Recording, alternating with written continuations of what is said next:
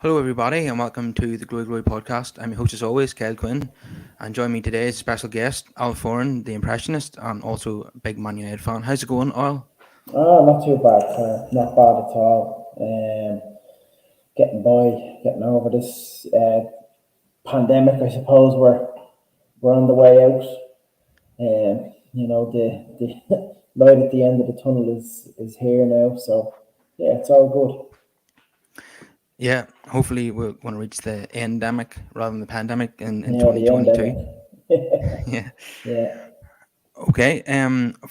First thing I want to talk to you about is what about that Marcus Rashford winner at the weekend? It was yeah, like the old days yeah, when we used to score winners later on yeah, all the time under Alex Ferguson. So it was a real throwback, wasn't it?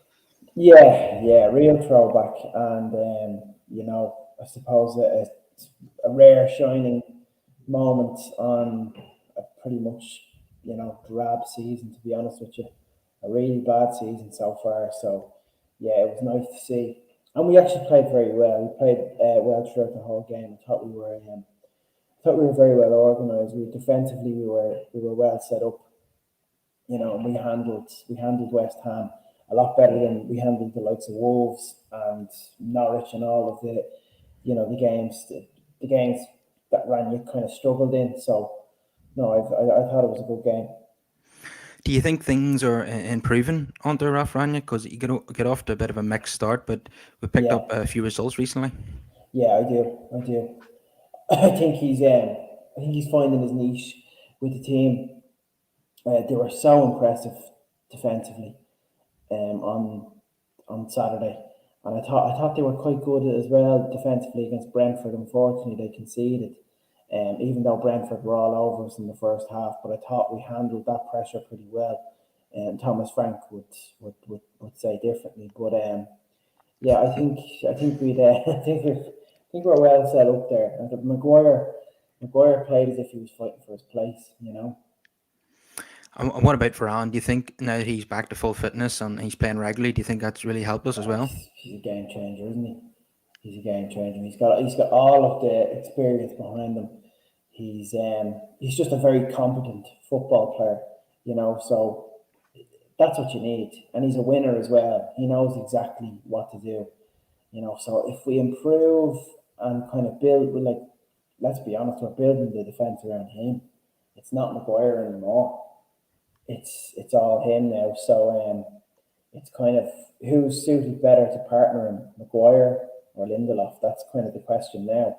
Whereas the question last season was who's suited best to partner Maguire. So it's the tables have turned massively so with the defence. And I also think Dallo has his improvements. First of all, his rapid improvement in defence is incredible because I mean you look at him against who did we play in the group stages? Villarreal. Villarreal, yeah, with against I've never seen. It was an absolute shocking display defensively, and that's all we kind of thought of him is. We thought, is this guy just a winger? Is he a winger who can't defend? Because that's what I thought. I thought, like, we had one Bissaka, and then kind of at that time, Delot was the only other option, and it was like, oh, it's kind of the worst option. But now that, like, Ranić has he's kind of molded him into the team now. He's upped his game defensively. Going forward, he's really good as well. He could improve on his crossing a little bit. I think he overhits his crosses a bit too much. But listen, he'll learn from that, and he's only 22, so there's a lot to be excited for with the lot. Would you have Dallo as your first choice right back next season, or would you prefer us to buy someone like Lamptey from Brighton? I think still, you can't really just kind of cement his place. Judging by 5 or 6 games, you've got to bring someone in. So I think, yeah, bringing your man Lamptey in would be a good move. Definitely a young right back. There needs to be a bit of competition in that position, I suppose. Um, I don't know where Wan-Bissaka fits in now. I really don't, because going forward, he doesn't provide much. Defensively, he can be sold, but then you have to question his positioning sometimes. Sometimes his positioning for some of the goals that we can see is just it's really it's Sunday league stuff. So I don't know. I don't know what Wan-Bissaka. I think, in my opinion anyway, is that Wan-Bissaka's United career is possibly going to come to an end, I think because so. Yeah. the modern fullback, especially for the big teams, needs to be almost a kind of a wing back, and Yeah. Wan-Bissaka doesn't provide that for us. So I don't see a future for him really. Yeah, and I think it's funny the modern fullback. You look at the likes of Trent, and 60% of his input as a fullback goes into the attack going forward, and 40% is his defensive stuff. So that's what the modern fullback is now. It's kind of they're parts, they're integral to the attack, and you have to kind of give that credit to Jurgen Klopp. With the way he kind of reinvented the way fullbacks are. As it pains me to say that, but you look at Robertson and Trent, like with the amount of assists between them as well, it's abnormal for a fullback to have that much assists. Yeah, did you see that ball that Trent Alexander-Arnold played in for Jota when they got Oh, that dodgy penalty at the weekend? That was an unbelievable ball. it's incredible. And do you know what? I always said they should move him into kind of a defensive midfield role. But I think he's probably better as a right back. I don't know what we're doing talking about Liverpool here. I'm sorry, I started that. I ignited the flame for that conversation.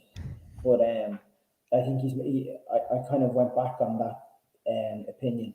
I think he's probably better suited as a right back. Yeah, I think Guardiola would probably play him in midfield if he had him. He probably would have. Well, I just look at players like Lamb and Kimmich as examples. They both started off as right backs and then eventually became holding midfielders.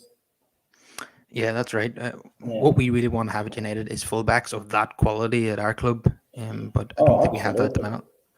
Absolutely. I mean, we're crying out for a Trent. We're crying out for a Reece James, who I think is just phenomenal. He's just Yeah, explosive. Like, he's so good. So we need someone in that kind of caliber. And I think, Dallo, definitely give him time, and let's see how well he fares until the end of the season. He's most certainly proven it now. I can't believe how much he has improved his game defensively. It's a dramatic improvement, if we're being honest here. Especially since that Villarreal game, as you mentioned. well, after Villarreal, the only way it was up for Dalot defensively, to be honest, Yeah. it was that bad. Yeah.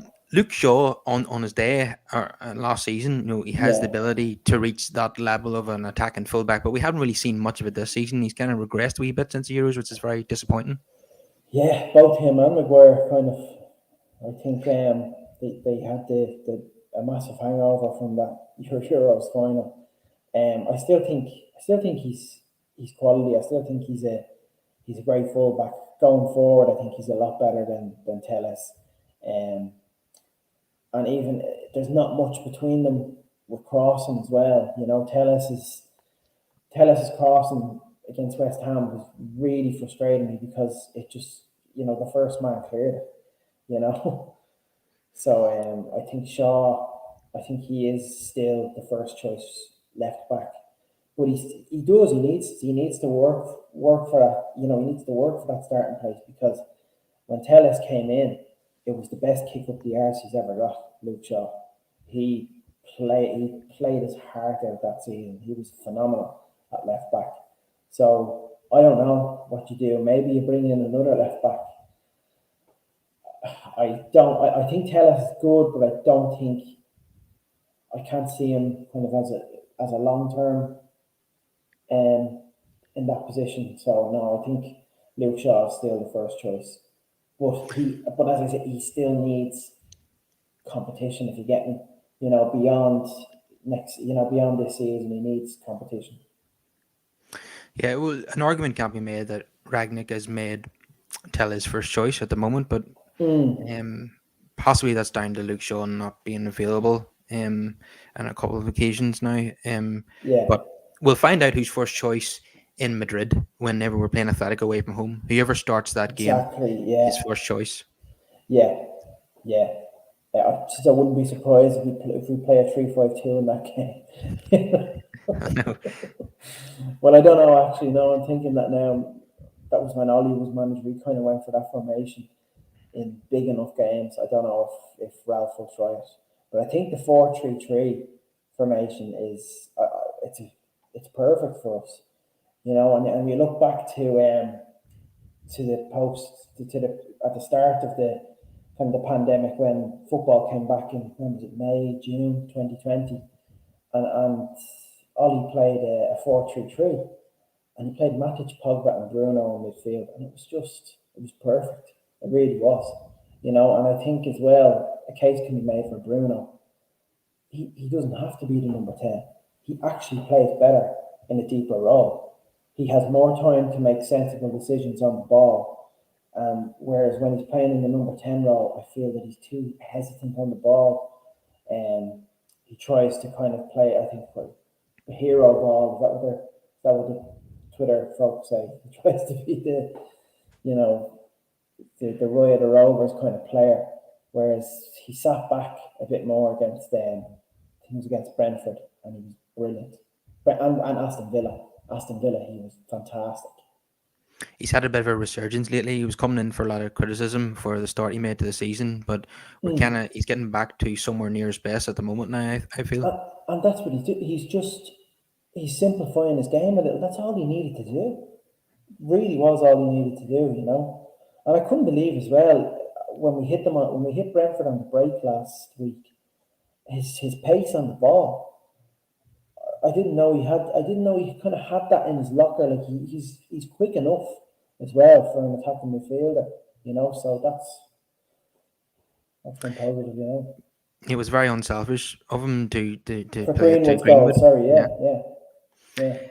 yeah. So someone who had an impact when he came on at the weekend there against West Ham. All three subs played their part in the goal, but one of them, of course, now has left the club and went to Sevilla. I think overall, in my opinion, Martial's 6 years at Old Trafford has been a bit of a disappointment, but obviously there's been some great moments like his debut goal against Liverpool, the goal Yeah, against Everton in the FA Cup semi-final. But and he was brilliant when we come back from the first lockdown. That yeah, period, they call it the NHS Martial because they have the yes, NHS logo on yeah, the shirt. yeah. But he hasn't been firing since the start of last season. He hasn't scored that many goals, and there's been question marks over his attitude and his commitment and his work rate off the ball. But so ultimately, he wasn't being played by Solskjaer, and Ranić doesn't seem to favour him either. So, do you think it's the right move for everybody for him to go to La Liga? Absolutely the right move. And he will be the main man there because that's what he wants to be. He wants to be the main man up front for any team. And one of my issues with Martial was that apply himself, and he didn't apply himself enough when it came to competition, and it was like a pattern. His first season when Van Gaal brought him in, he was brilliant. Scored 17 goals for a 19-year-old. That's it. It was Rooney's. It was actually the exact same amount of goals that Rooney scored in his first season at United, around the same age. And then the following season, Ibrahimovic comes in and pretty much kind of becomes the main man automatically and takes his shirt number. I know people can say, "Oh, you need to get on with it." Listen, modern day football is very different to football 20 years ago, 20, 30 years ago. I know footballers who wouldn't care, if they lost their shirt number. But now we're different. We think differently now. So we have to kind of, I suppose, feel a little bit of sympathy that he lost the number 9 to Ibrahimovic and they gave him the number 11. It's probably, some people think it's a meaningless thing, you know, it is. It's big for any player, especially to lose that number, the number 9. It's a very important. It's a very important number in any team. But I feel as if he just kind of went off the ball after that. The following season, he started off strong, and then kind of Lukaku kept him out, and he was playing. He was coming in from the left. He was playing on the left, and at times he was impactful in that position, but he wasn't consistent enough, and he didn't challenge Lukaku for his position. And in the following season, Lukaku's still there. He kind of had moments. Then we sold Lukaku, and then he became the main man again. He got the number 9 back and scored 23 goals that season. And it looked like, you know, brilliant. We've got Martial playing consistently here. You know, I honestly thought the following season he'd rack up at least another 25 to 30 goals. And then Cavani came in. It was just like his head dropped, you know, and it was like he just didn't bother. And now obviously this season you have Cavani and Ronaldo. So I just think it's a case of his mentality. He just wasn't strong enough. You know, he should have kind of showed him like I'll keep you out of this team. I don't care who you are. I don't care that you're Zlatan Ibrahimovic and you've won league titles everywhere. I don't care if you're Romelu Lukaku. You come in 75 million. I don't care Edison Cavani. You know, so I feel as if he should have challenged for that, you know, number 9 position.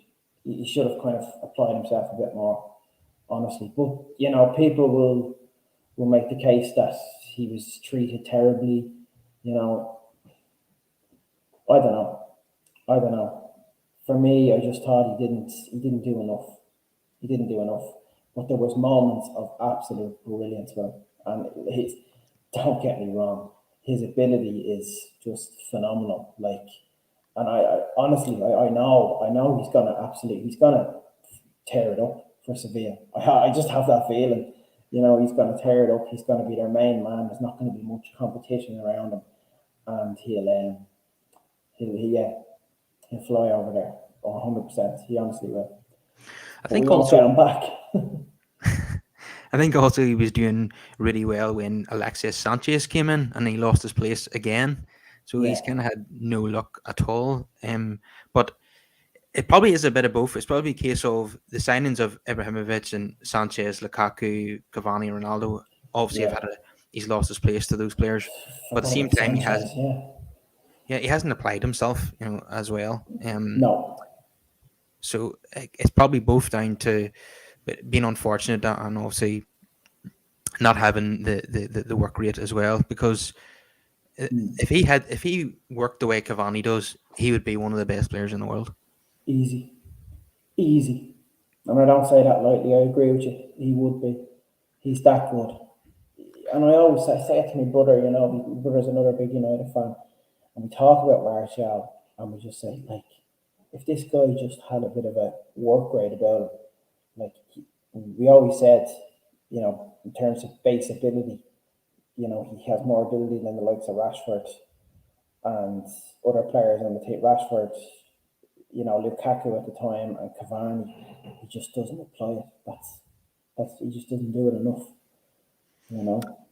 Yeah, I think I don't think he'll be back. United probably be No. hopeful to get a fee for him in the summer. It means to be seen if Sevilla can afford the fee that United will want.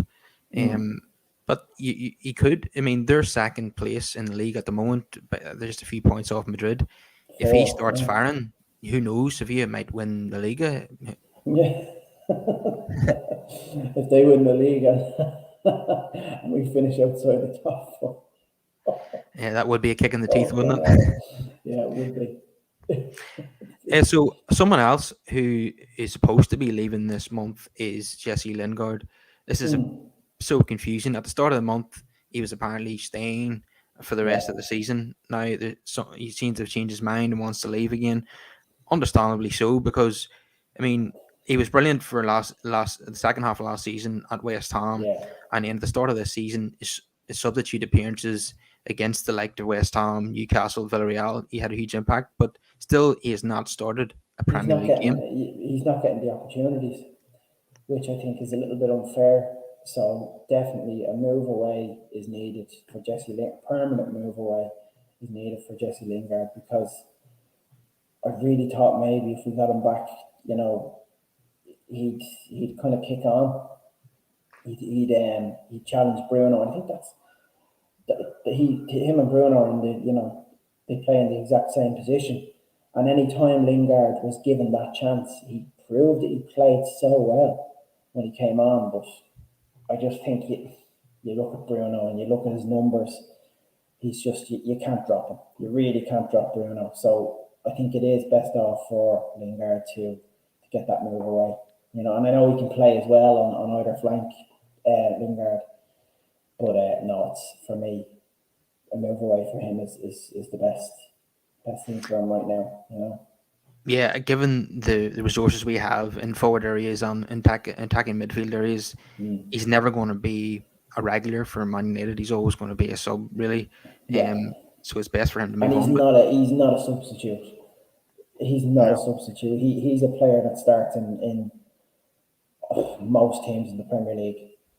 Like I'd say, yeah, 16 out of 20 teams he starts in those teams. I don't know if he get into the top four, the top four. He wouldn't get into any of the teams in that top yeah. four, you know. And the team who seem to want him most is Newcastle. I think United have rejected offers from West Ham and Tottenham because they're kind of direct rivals in terms of fourth position. So Mm. it's sensible not to give them Jesse Lingard. Newcastle's obviously different kettle of fish because they're down near the bottom. But this is came out just today from Rob Dawson, who's been on the show with me before.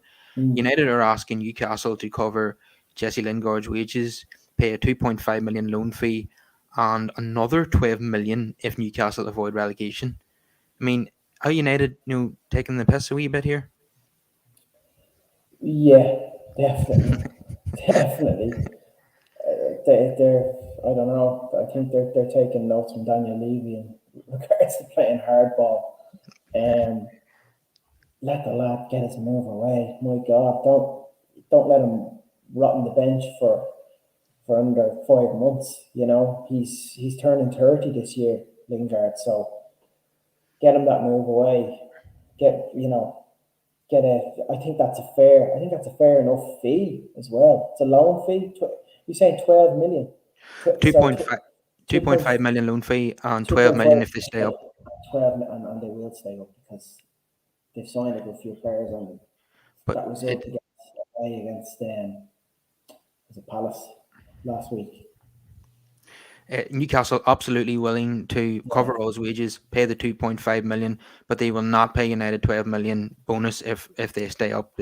I mean, United is a player who's out of contract in the summer. For United to ask for 12 million if Newcastle stay up is being a wee bit cheeky, really, to be honest. yeah, yeah. Sorry, I misheard you there. I thought you said that they were actually going to give 12 million if they stayed up. That was what Newcastle were coming in with the offer for with United. So it's 2.5 million. Yeah. Yeah, I don't know. Just take it. Just let him go. Do you know what I mean? Show some. I mean, show some empathy, I suppose, as well, because he's been at the club his whole life. You know, he loves the club, but if he's not getting any game time, you know, just let him go. Let him flourish up in Tyneside. You know. Well, the word is that the deal is dead. I mean, you can't possibly say that for any degree of certainty when there's 6 days to go of the window. But where did I hear? I heard there was a £50 million evaluation. United volume at 50 million, if he had a full contract, that is, they think his market value is Yeah, 50 million. yeah. If he had 3 or 4 years left on his contract, yeah, yeah. I had an argument last week with one of my podcast producers. He thought it was ridiculous. I valued him at 30 million, and he thought that was crazy. He valued him at 5 or 6 million.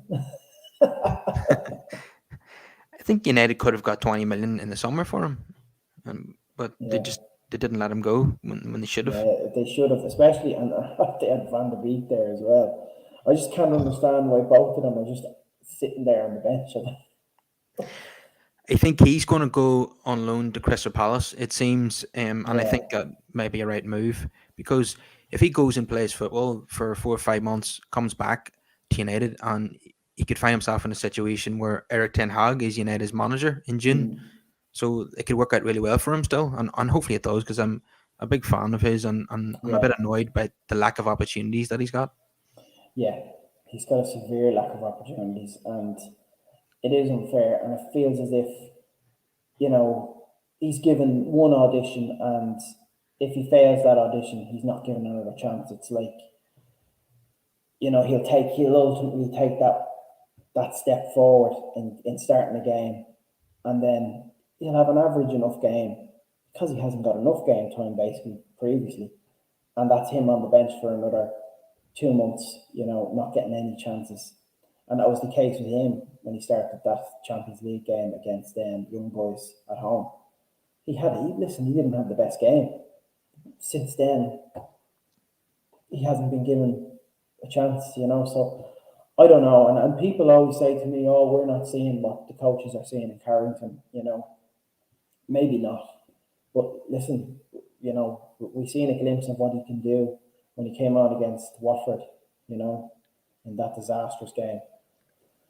So I don't know. But I think for his sake as well, another player, I'd be delighted for him if he's going to move away. Just get him some game time. And I think now with the likes of Lingard and Van der Beek potentially leaving, he's I don't think so at the moment now. felt that the Milan deal fell through, didn't it, earlier in the month? Yeah, I think it's more likely that he'll go in the summer by. Yeah. Well, I think you need to give the young kids an opportunity now. You need to call up the likes of Mabry and Ahmad as well. That's another confusing one. You know, anytime I see the Carrington training picks, he wins the what is it, the five, is it the five-a-side? He wins the five-a-side games all the time. He's always pictured in Ronaldo's five-a-side winners post. So I think he needs to be given a chance. We paid 40 million for him.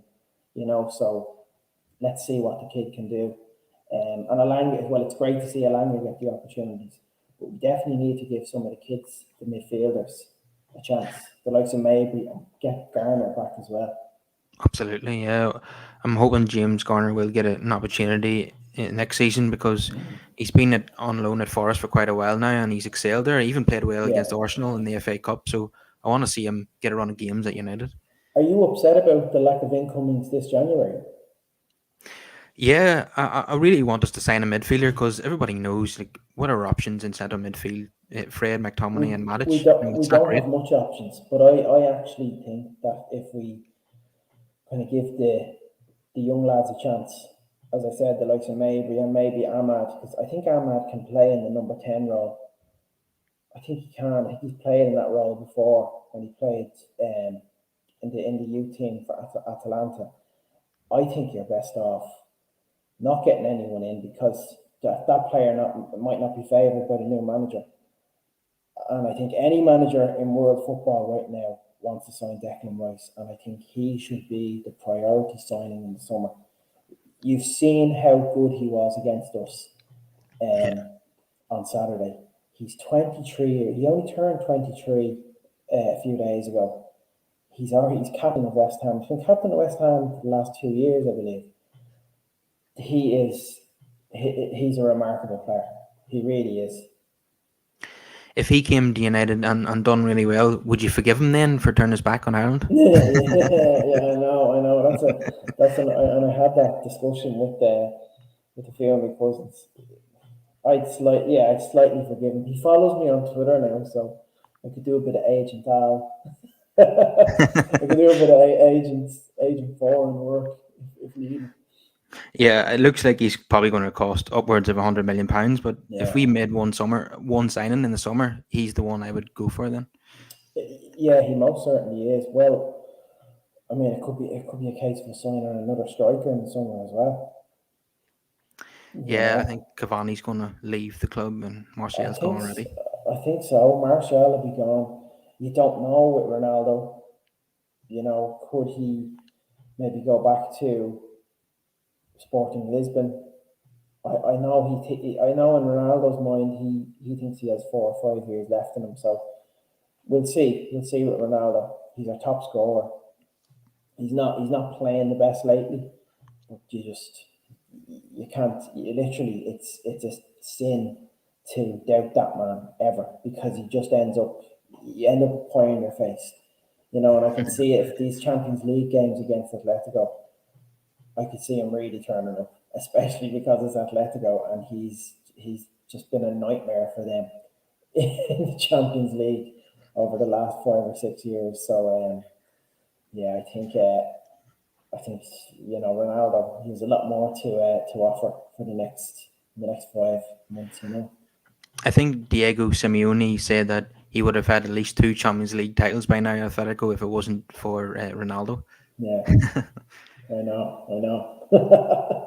I think he's got three hat tricks against them. So a I fourth think, one, I yeah, wouldn't yeah, mind. yeah. Fourth one would be nice. So you're happy enough then just to continue with midfield that we have. I think that's the reason why the club have not signed one, because they're afraid of the manager in the summer not favouring the new signing from Yeah, January. yeah. I am happy enough, and I know a lot of people on Twitter will go crazy because I'm saying that. I think I don't know. I'm not too fussed about it because I know, like, you're not going to sign. It's just kind of, for me, it's a panic buy. It's a panic buy looking at this Zakaria fella, this Kamara fella. Who else were they looking at? Fella off Leipzig. Haidara, is that his name? Yeah, that's right. Yeah. Yeah, just they're panic buys. They may be fantastic players, but if you want to get the best, if you want to get you know, the first option there, it's Declan Rice. He already has the leadership qualities. He's in a great West Ham side, you know, um, and of course he's Premier League proven. Yeah, 100%. We have to get that deal done in the summer. I mean, I've been saying that Would all he be season your long. favourite over all of those options that I just mentioned? Yeah, Yeah. 100%. Now he'd be more expensive, but I just think he'd be more impactful. Yeah, there's no point in trying to save dollars by going for the cheap option, Mm. who might not have the same impact. If we know what we're going to get from Declan Rice, United Yeah, pay the dollars for him, then we know he's going to have an immediate impact, and he's the yeah, exact type player that we're missing. yeah. He is. Honestly, he is. He's. I think we signed Matic a bit too late in his career, which is unfortunate. We didn't get the best years out of Matic. I think we got 1 or 2 good years out of him. But it's a signing we have needed since Carrick's retirement, 100%. As Carrick came in and was the replacement for Roy Keane. Now he didn't have the aggressiveness that Roy Keane had, but he provided that kind of calming influence in midfield. And I think you get that with Declan Rice. He's calm on the ball, and he has a little bit of an aggressive nature to him as well, which you need. So I'm happy enough for him to be in the team. And people will argue that McTominay is kind of the two of them are the exact same player. It's good to have, as I said, like with Martial and with Dallo, it's good to have that competition there. Yeah, absolutely. I don't think McTominay is on the same level as Declan Rice, but yeah, I would definitely keep No. him at the club. But you see, West Ham work it so well with playing Suchek and Declan Rice. They're two commanding whole defensive midfielders. They're physically kind of the same kind of player as well, and they both play well together. So if you could get that out of the likes of Rice and McTominay, then you're laughing. Yeah, I If could they are definitely see the us. same team. You see, in games like away at Anfield, or the away against Manchester City, we're going to have to play a midfield of McTominay and Rice anyway, so Mm, they'll both be able to fit into the team at times. yeah, absolutely. So you mentioned Ronaldo there. I'm not sure what age you are, but when it brought back a lot of memories for me. Ronaldo come back to the club. I mean, I mean, he left when I was a teenager, and was a bit devastated Yeah, about it. And it's always been my dream for Ronaldo to come back to Man United, and I couldn't believe it when it happened last August. And yeah, did you feel the same way? yeah. I couldn't believe it. I couldn't believe he left when I was a teenager too. Um, it was just it didn't feel real, And now it's reality now, I suppose. But yeah, emotional, you know. I couldn't believe. I think I said as well. I said last year after the Super Bowl that I hope these bloody players put in as much effort.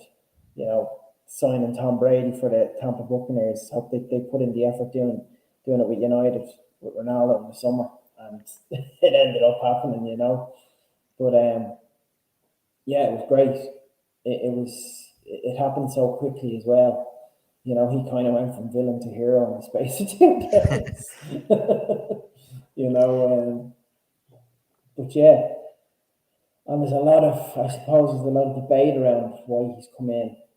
And you know, he's apparently the problem. He's not the problem. He's not the problem whatsoever. And it's just the fact we have to. It was the system that was the problem. We need to kind of, I suppose, favor the system to Ronaldo. I'm not saying that we need to just do everything for Ronaldo, but kind of it's a hard one to explain because he's not the problem.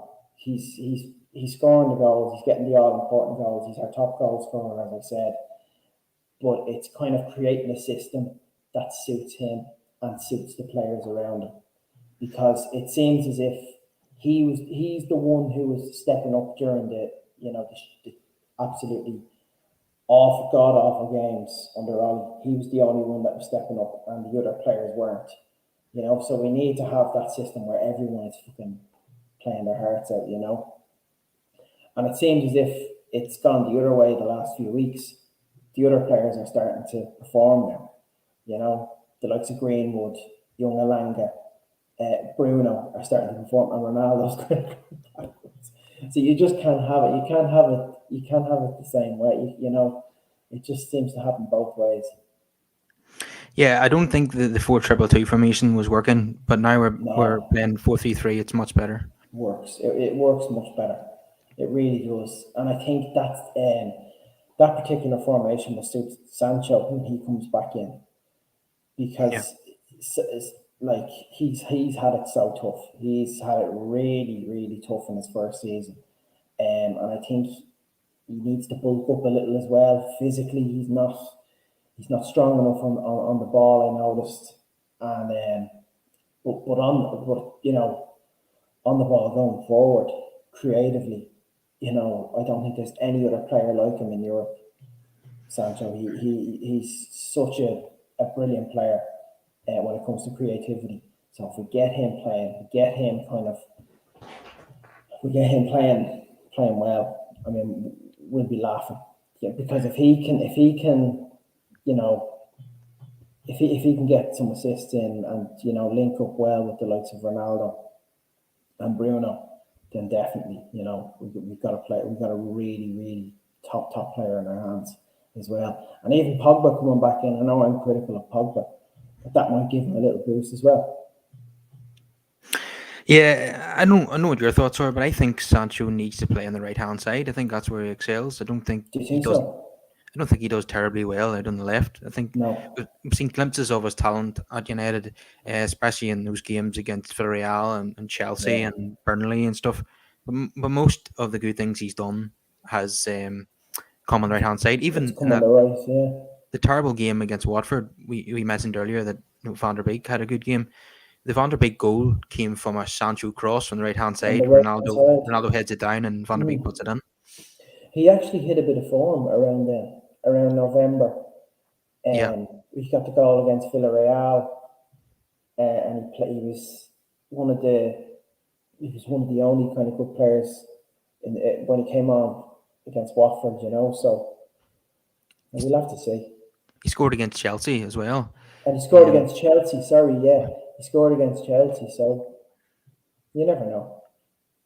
Yeah, it's time for him yet. Obviously, there's been a personal issue, and that's keeping him out of the team at the moment. But hopefully, he can come back for the Middlesbrough game, which is coming up. Now, Middlesbrough at home in the FA Cup really reminds me of the old days of Ronaldo when he used to score against them all the time. And people will remember that interview he did after the FA Cup, and I think it was 2007 when he won a penalty and scored it, and Middlesbrough were furious, accusing him of diving. And in his post-match interview, he said, maybe I'm too good. Do you recall that?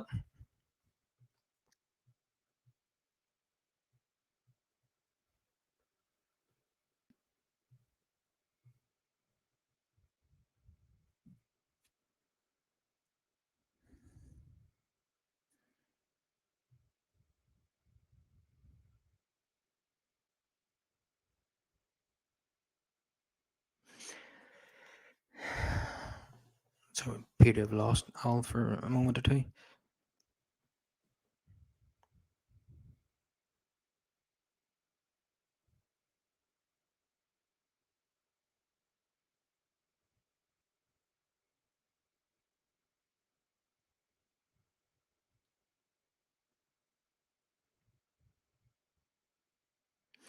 I'll have him back on again shortly.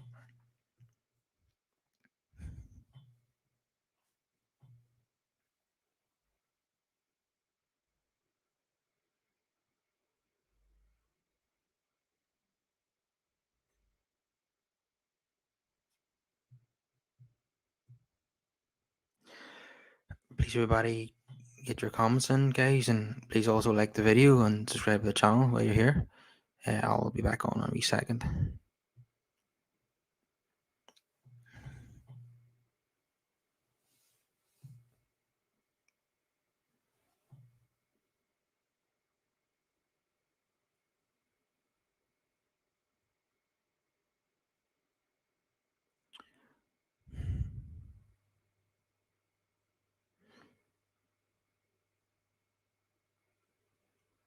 So, what do you guys think? Do you think that we could possibly still win a trophy this season? Obviously, we'll be targeting the top four, but also we want to win the FA Cup if we can, and obviously the Champions League is a bit of a long shot.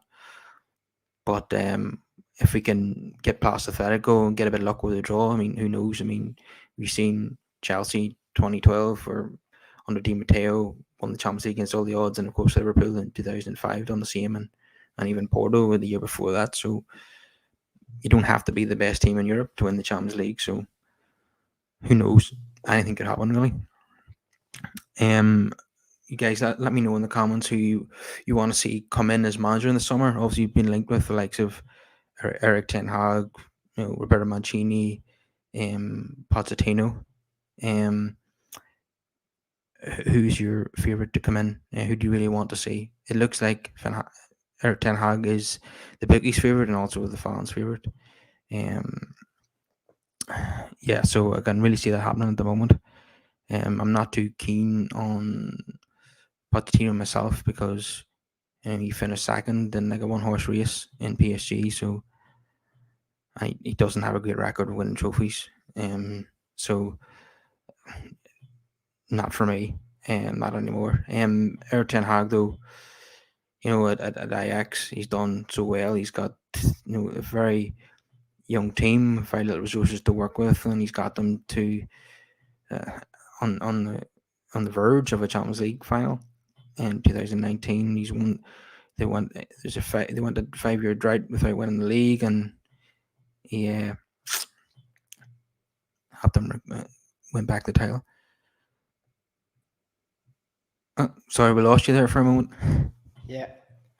Apologies on my end. This laptop, absolutely like full battery when I brought it down, and 40 minutes it lasted. So my apologies to the audience and yourself, Kyle. No problem. I just kind of talked away there for a minute, asking questions. That's a true professional. Fair play to you, bud. Okay. I was just asking the people who are watching. Yeah. Do you fancy United to win a trophy this season? Obviously, the FA Cup is probably the more realistic one. The Champions League would be a dream, but we'd need a bit of luck with the draw, etc., to win that. How do you feel about it? Do you think we can still win a trophy? Yeah, there's a possibility. I definitely think the FA Cup is the realistic one to go for, and the one that we should take seriously.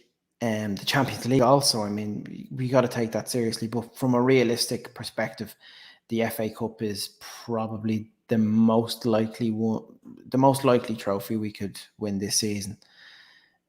The Champions League is a bonus. That's the way I see it. You know, it's a bonus and it's a miracle. And if it happens, fucking hell, like considering everything that happened with Ollie this season, if that was to happen, like, you know, it'd be remarkable. But I don't know. We go up against the likes of a Bayern, City, Liverpool. You know, I don't know. But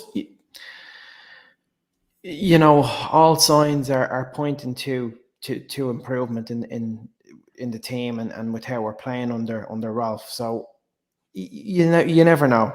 You know, we have a tough test ahead with Atletico Madrid. I know they're not really firing on all cylinders in La Liga, but they're a fantastic squad, such a strong squad. You know, and I suppose Luis Suarez will want to prove a point as well up front, you know, and you've players like Llorente in midfield, who's, you know, I think he gets overlooked. You know, I think he's one of the best midfielders in the world at the moment. You know, And Griezmann's been scoring goals in the Champions League for them as well, and obviously they've got yeah, João Felix there, yeah, brilliant young Felix talent. as well. Yeah, it's a great matchup. It really is. I think, well, you know, any team can kind of, you know, kind of dominate us with regards to the midfield, and they have a far better midfield than we do. And they play what I love about it. Let's go. They play the classic 4-4-2. You know, Simeone doesn't shy away from that. He plays that formation in every game and he sticks with it. And it, you know, seemingly it works for them. So yeah, listen, it'll be a great game. We'll have a point to prove. Hopefully by then we will be in good form. You know, we'll have a couple of wins under our belt, and we'll go into this game with confidence. Please God. Yeah, I hope so. I think it's a possibility. It's 50-50 tie for me, but to actually beat the likes of Bayern and City and Liverpool over like 2 legs and even in a final, we Yeah. would have to have, And you even know, Real as well. You got to put Real into that conversation as well. yeah, They've absolutely. been brilliant this season. You know. Our midfield just isn't strong enough to match those teams. That's what I worry about. You know, McTominay, Fred, and Matic just up against their midfields, it Yeah. would get exposed for me. But this is where you need someone like Paul Pogba to step up. You know. Yeah. And you know, it's Pogba's another really confusing one, and it's a I don't know what the guy like. So when he performs, when he turns it on, I think he's the best. He looks like he's the best midfielder in the world when he plays so well. And like that, like Martial, and I know people say, "Oh, well, Pogba and Martial are the scapegoats." They're not particularly the scapegoats. They're not scapegoats for criticism. They just don't perform consistently. And Rashford was the same. Rashford deserves that bit of criticism as well. He wasn't consistent enough. And now he's starting to get that confidence back again.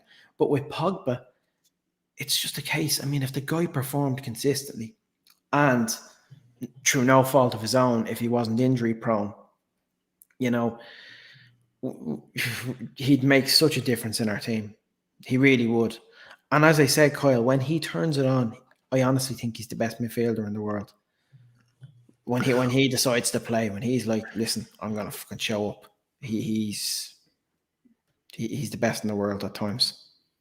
Well, I'm hoping that he is going to show up in the second half of the season, because he's going to go in the summer, and let's hope that he's motivated to attract as many suitors as possible by putting in performances for United, especially Yeah. in the Champions League.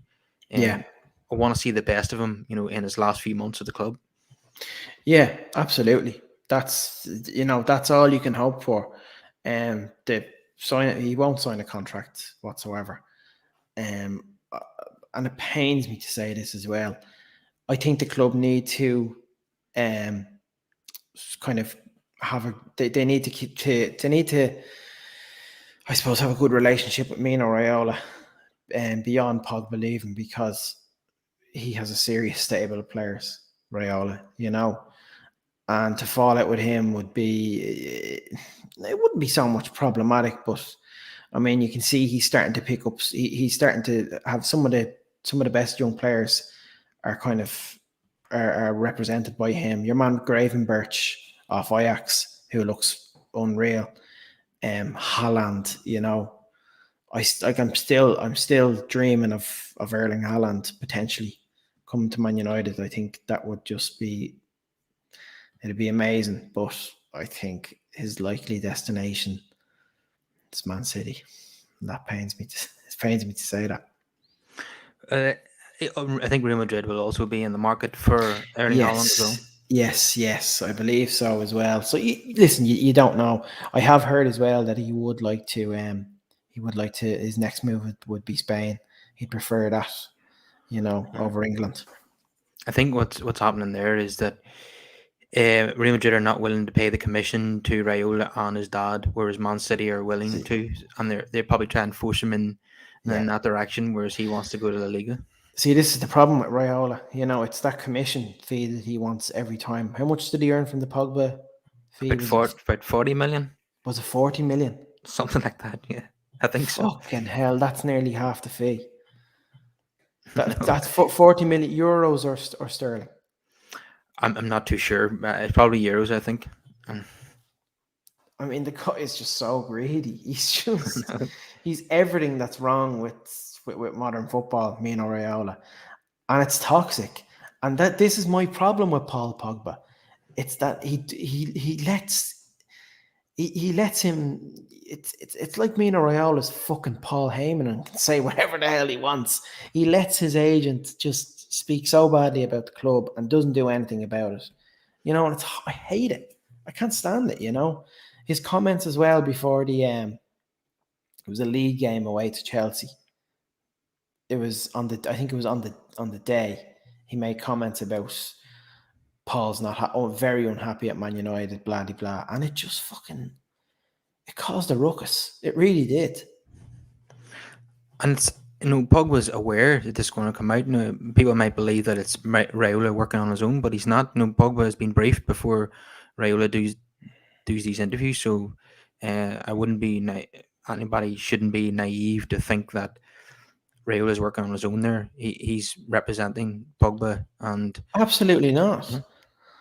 And he's not like a raving madman who just randomly comes out with these comments.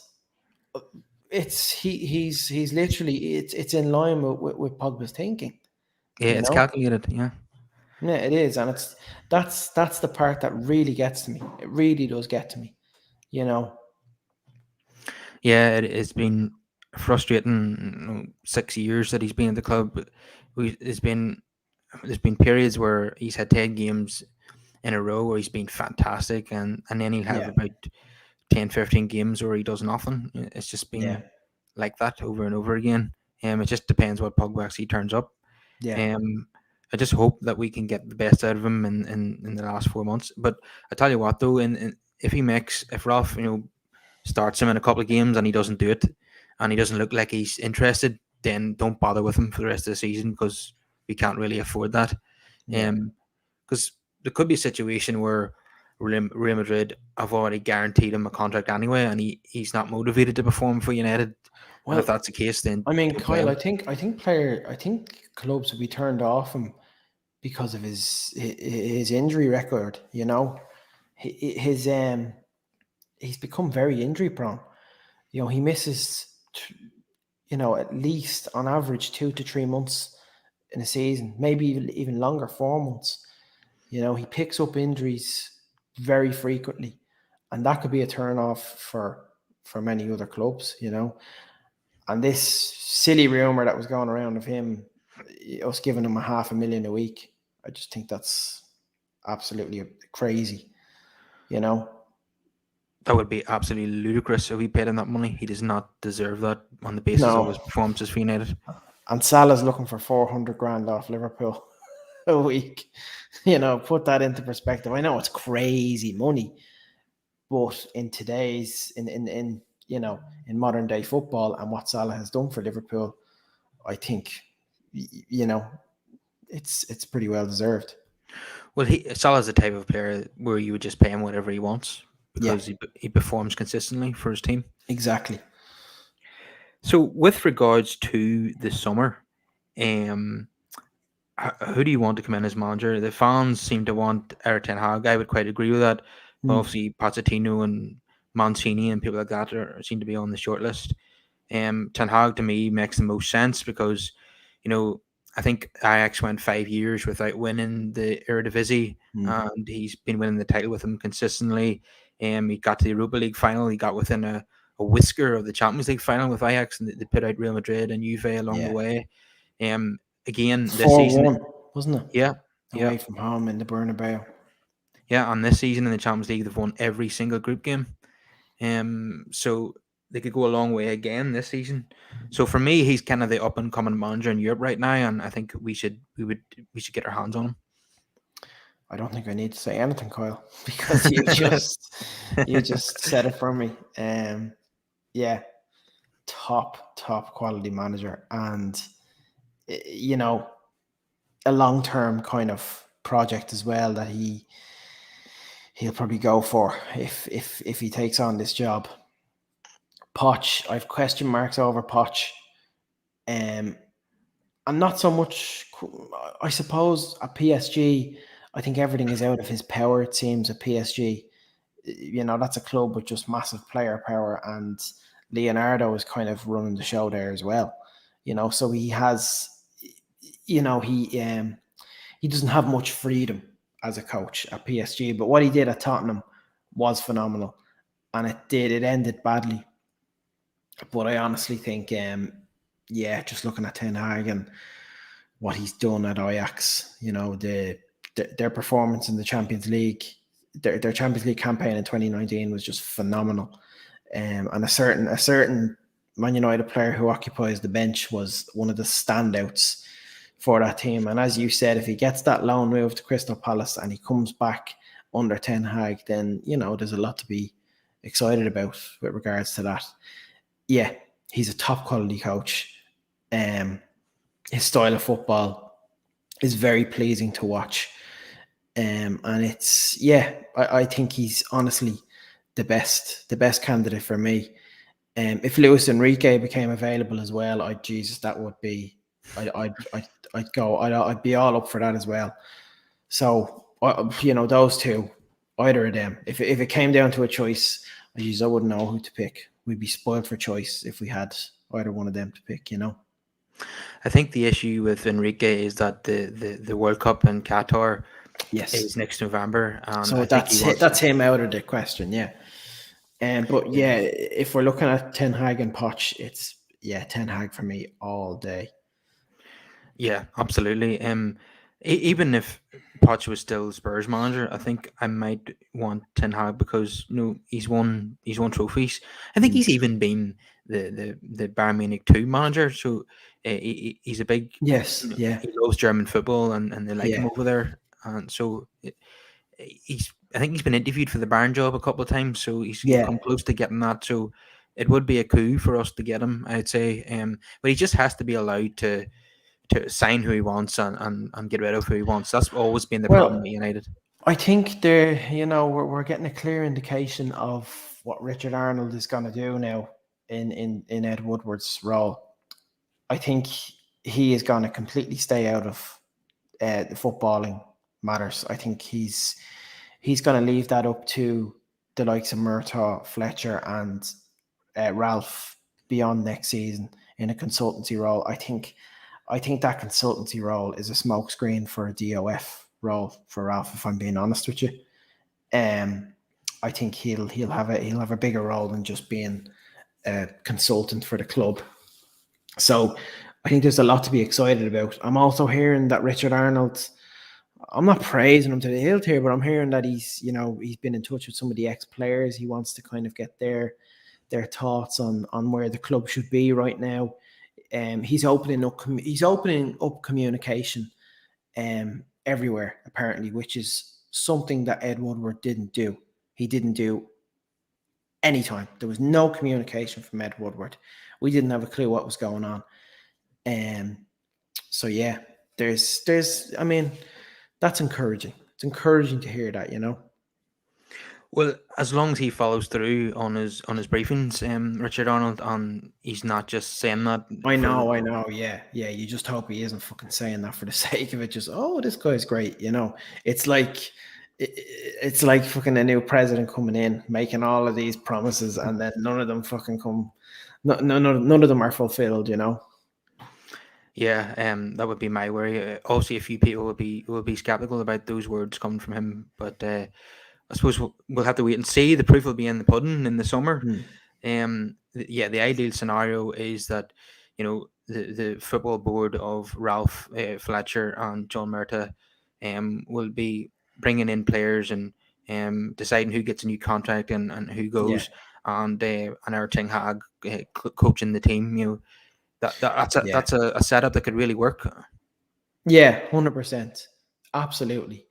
But you have to give Ten Hag control as well. You have to give him control of a lot of the areas in Carrington as well. He doesn't need too many people over him because he has a decent enough setup at Ajax. I think Van der Sar lets him do his own thing. With regards to the coaching, he has his own coaching staff. He brings in his own coaching staff first and foremost as well. Yeah, that has to happen. And yeah, let him take the reins, see what happens. And if we get playing well next season under this new manager, if it's Ten Hag or anyone else, but I think it's likely Ten Hag, then there's a lot to be excited for.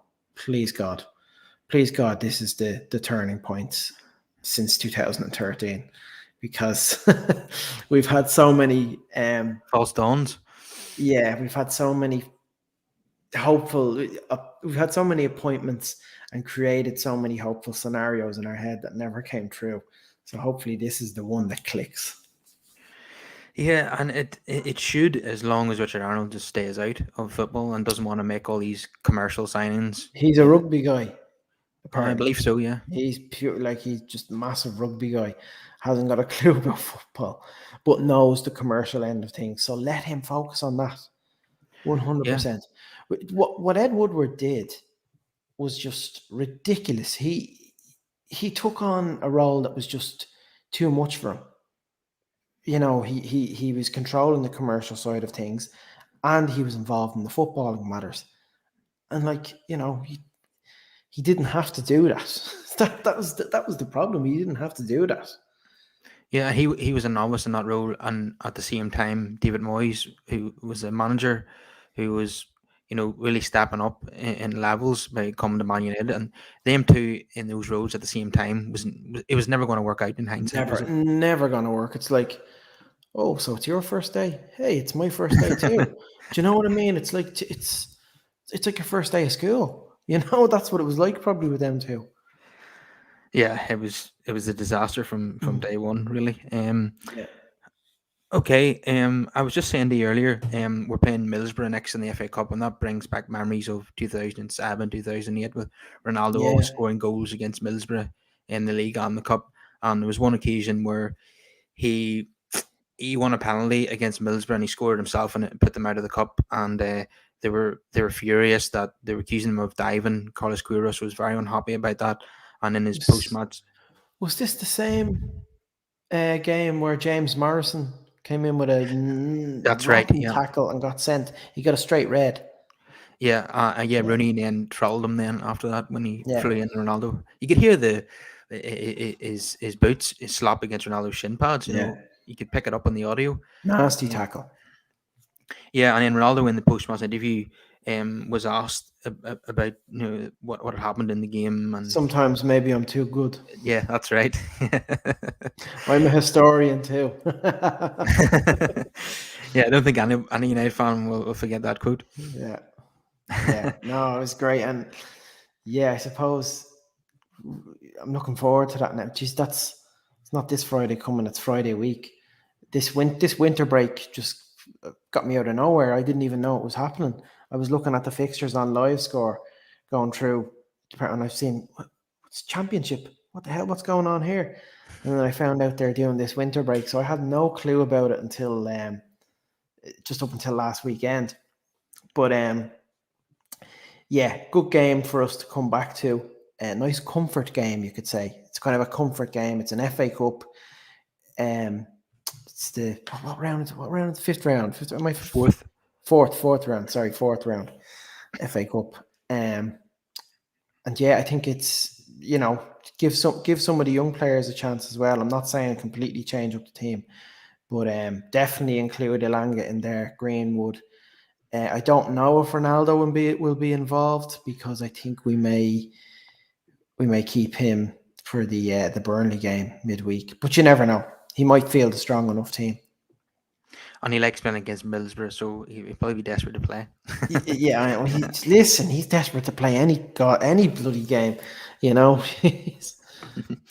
Yeah, and Van der Beek, come on, give him an opportunity here. It's a real Yeah, chance. absolutely. Yeah, definitely. Well, it would be a game maybe to give Bruno a long enough rest, give him a 2.5 week rest, and bring him back against Burnley, or just have him on the bench. But yeah, maybe start Van de Beek behind, I'd say, Matic and Fred, or Matic and McTominay, and see how he plays. Sancho Sancho will probably be available as well, so definitely have him in the starting 11. Yeah, and Middlesbrough, I wouldn't want to take them too lightly because they're one of those teams that are, fighting it out for the playoff spots in the championship, and they've been playing well lately. Yeah. So we can't underestimate them too much. We need to feel, Yes. a relatively strong team there and to get the result. Yeah. Oh, definitely. Yeah. Definitely. But there'll be room to kind of change it up as well, but not too much. Not wholesale changes, Yeah, just to start, a few people that probably don't normally play. I would keep with Alanga. I would bring in Van der Beek. But how many times have we said that and it doesn't happen? It might be a chance to play Phil Jones alongside Varane again. And Yes. how impressed were you with Phil Jones in that Wolves game that he came in? Who would have thought he'd be our best player in the pitch? Oh my God, he was fantastic. He played so well, and one of it was the only positive thing from that dreadful game, because they tore us apart, from minute 1 to minute 90. But he was brilliant. He just, again, it was kind of like an audition for him, like with Maguire last week. It was like an audition, and he passed. He fucking passed it with flying colours. Like, he was brilliant. Yeah, it probably makes it easier for United to sell him if he's putting in a few performances, between January and May, rather than because he hadn't played before that until Yeah. since January 2020. So it's hard to buy. You can't really sell a player who hasn't played in 2.5 years. But if he's making the odd appearance, and he plays well, it makes him an attractive buy. Absolutely, yeah, 100%. There's no reason why he can't get that move away, and kind of, I suppose, play for the move for the move away. And I'd be happy enough to see him go to another Premier League club because he has a lot more to prove. When we signed him, he looked so impressive in his first 2 seasons. He was brilliant, and then things kind of went a little bit downhill from there. He'd have kind of a run of games sometimes, but it just wasn't the same, and injuries as well. And I actually felt so sorry for the poor lad, and I bring it up every time I'm in a podcast when he mentioned his testimonial, and he said the only people that would be there would be his mom and dad. Like, that just broke my heart. That was just and people are like, oh, what do you mean? Why are you feeling sorry for him? You're earning 70 grand a week. Money does not matter. It doesn't. It's just take money out of it. People think money is the root of all happiness. The fact that he said that, was heartbreaking. Heartbreaking. Yeah, you would like to think that wouldn't be the case, probably because he said that. if he did have a testimonial, people would turn out now because he said that. Of course they would. Yeah, yeah. Yeah, well, it remains to But be seen if that'll he's happen. one of the few Premier League winners that we have in that Yeah, squad. I think yeah, it's him. And is it just him and De Gea? and Ronaldo obviously. Yeah, I'm Ronaldo. Yeah, jeez, I forget we got Ronaldo back. Sorry. Yeah, no, because when I think of the team, I think of the players we still have from 2013. But yeah, you forget Ronaldo. Sorry. yeah, yeah. So, Eamon Dunphy is also joining us on the podcast. So, what do you think, Eamon, about United's chances of winning the FA Cup this season? Well, it's a great chance. Yeah, the magic of the FA Cup, as they say. Some great teams there as well. So you have to look at it from that perspective. Arsenal are out. What other big teams are out as well? Newcastle, beaten by beaten by Cambridge. Was that it? So yeah, to look at it, we could have a chance. Could have a great chance to win it. I shouldn't say we. I should say Man United because I don't support the club, maybe. But looking at Ronaldo, he's still a cod. He's still a modern day brat. But he scores the goals and he could make a difference. And, could, win a trophy. Absolutely. He's, yeah. So, Jose, do you think your old team will be successful in the Champions League this season? I don't think so. I think they will struggle. I think they will struggle against teams that you look at Ralph Rangnick. Okay, he's known for his pressing, but some teams press better, and I think they will struggle. I think Atletico very well set up, very good defensively, talented attackers. I don't think so. Maybe it's me being bitter, but I don't think they will do well in Champions League. No. And what about you, John Fury? Do you think Man United can have a successful season? Well, I'll tell you something. Do you know what? I've got my daughter up in bed, right? And I'm gonna keep it down. I couldn't give two shits about football. And that's what I said to Al Foran. I don't care. I don't know why people watch it. I don't know why people are emotionally invested in something like that. For me, I'm a true fighting man. I watch the fights. I watch the boxing. And that's what you need to watch, 100%. So, Ollie, back in Norway, are you keeping up to date with how Man United are doing? Did you left? Of course, absolutely. Keeping up to date with what Ralph is doing. Of course, done a fantastic job so far. One game lost. And in truth, I'm not going to be critical of anything. I do believe that, he's probably doing the same things that I'm doing. Not playing Donny. Of course, people aren't seeing what I see in training. But I'll always say to the press that Donny is a, true professional, fantastic player. But, yeah, fantastic. So, Roy Keane, how do you feel about United this season? Are you optimistic of United winning the Champions League or the FA Cup and finishing top four? Yeah, listen, they're not going to win anything.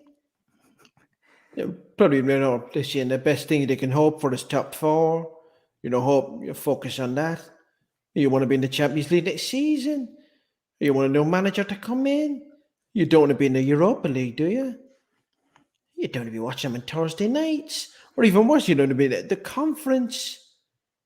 The bloody conference Europa League, the one that Spurs are playing in. You're playing all these Mickey Mouse teams. Don't even know where they are.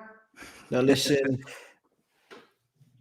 probably, it could be in with a chance to win the FA Cup. We'll see what happens, but I don't know. We'll see what happens. So, how do you feel about the Fred and Harry Maguire, Roy Keane? You've been a bit critical of them on Sky Sports. Well, Maguire played well last week. Put in a good performance. It was more of an audition. It was more desperation. Because when the guy gets in the team consistently, he doesn't play well. Give him the captain's armband. I wouldn't give him that. He'd probably give it to Bruno, to Fernandes, one of those kind of players. But, listen, let's see how he plays. Could be sold in the summer.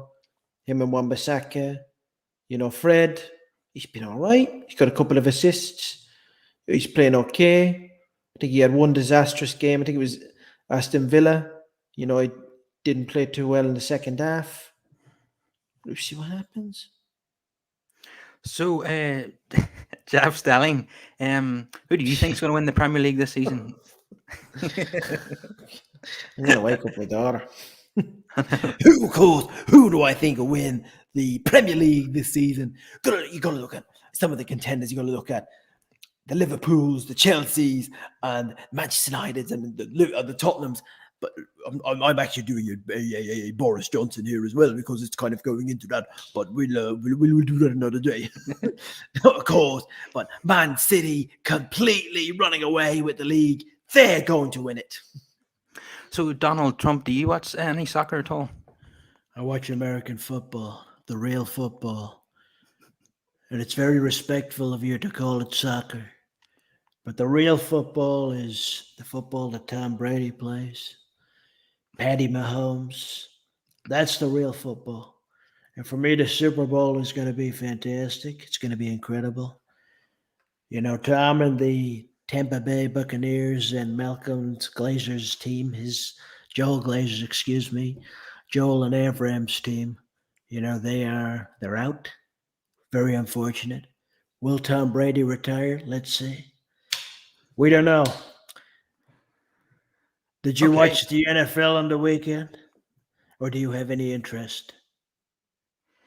Yeah, I believe the Buccaneers got knocked out by the LA Rams. Well, it was bad. It was very bad. The LA Rams, they beat them. And then the Chiefs and the Bills, they put on, well, what a show they put on. That was fantastic. I don't want to talk about soccer. Okay, Al, it's been an absolute pleasure to have you on the show. Thank you, mate. Enjoyed it. Good conversations. Yeah. Good conversations about much needed topics, I suppose, at the club. It's been a shite season so far, but hopefully we get a few positives in the second half of the season. Yeah, it's been terrible. Hopefully I'll maybe have you on again in the summer or next season. Absolutely. We'll be feeling a lot better about United at that stage. And I want to apologize to you, Kyle, because my God, the amount of times that we scheduled this in and I was either busy or I forgot. So I think we spoke about this months ago. So my apologies. And I'm happy that I'm finally on your podcast, pal. So thank you for having me. Yeah, no worries at all. No worries at all. It's been a pleasure to have you on. Cheers, mate. Okay, see you later.